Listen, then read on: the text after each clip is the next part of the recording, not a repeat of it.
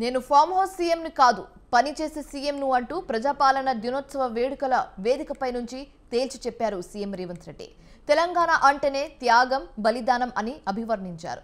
రాష్ట్ర ప్రభుత్వం తరఫున పబ్లిక్ గార్డెన్స్ లో అధికారికంగా నిర్వహించిన ప్రజాపాలన దినోత్సవంలో పాల్గొన్నారాయన.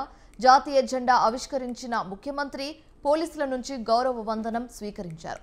అంతకుముందు గన్ పార్క్ వద్ద అమరవీరులకు నివాళులు అర్పించారు తెలంగాణ సీఎం రేవంత్ రెడ్డి.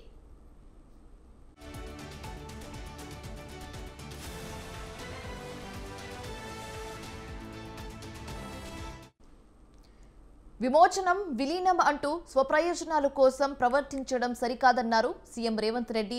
తెలంగాణ సాయుధ పోరాట స్ఫూర్తిని ఎవరూ తప్పుపట్టవద్దని హితవు పలికారు. పెత్తందారులు నియంత్రణలపై పిడికిలి బిగించి అప్పట్లో పోరాడారని గుర్తు చేశారు రేవంత్ రెడ్డి.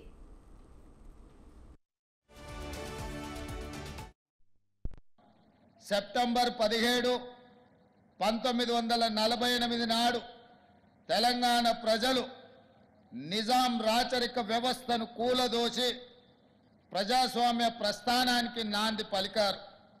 ఇది తెలంగాణ ప్రజల విజయం.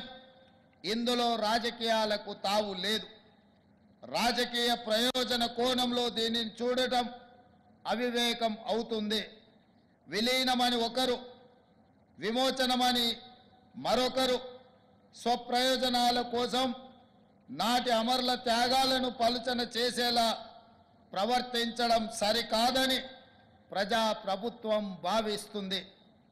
అందుకే ఈ శుభదినానికి ప్రజా కోణాన్ని జోడిస్తూ ప్రజాపాలన దినోత్సవంగా నామకరణం చేశాం.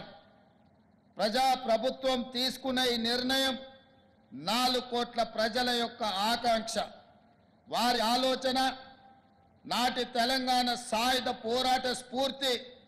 ఈ నిర్ణయాన్ని ఎవరైనా తప్పుపడితే తాను ఫామ్ హౌస్ సీఎం కాదు, పనిచేసే సీఎంను అంటూ చెప్పుకొచ్చారు రేవంత్ రెడ్డి. రాష్ట్ర ప్రయోజనాల కోసం ఢిల్లీ వెళ్లినా విమర్శలు చేస్తున్నారని మండిపడ్డారు. రాష్ట్ర ప్రయోజనాలు సాధించకపోవడమే తన లక్ష్యమన్నారు. హక్కుల సాధన కోసం ఎన్నిసార్లైనా ఢిల్లీ వెళ్తామన్నారు. 10 ఏళ్ల పాటు విధ్వంసమైన తెలంగాణను మళ్లీ గాడిలో పెడుతున్నామన్నారు ముఖ్యమంత్రి రేవంత్ రెడ్డి. నా ఢిల్లీ పర్యటన మీద కూడా విమర్శలు చేస్తున్నారు. కాలు కదపకుండా ఇంట్లో సేద తీరడానికి నేనేం ఫామ్ హౌస్ ముఖ్యమంత్రిని కాదు, పనిచేసే ముఖ్యమంత్రిని. నా స్వార్థం కోసమో వ్యక్తిగత పనుల కోసమో నేను ఢిల్లీకి వెళ్ళడం లేదు.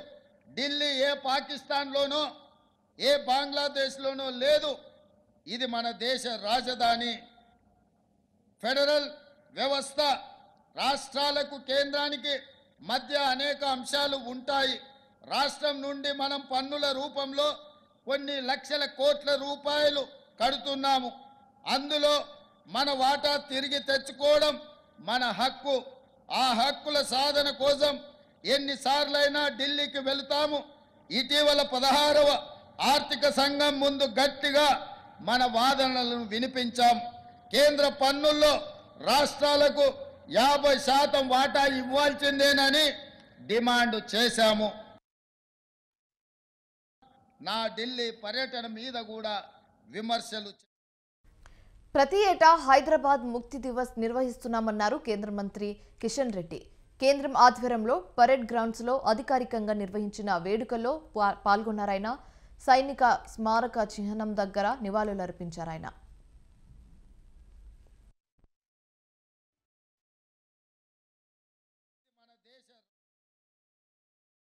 केंद्रीय मंत्री कोयराम खान मंत्रालय से सादर अनुरोध है कि इन महानुभावों को सम्मानित कर इनका गौरव बढ़ाए।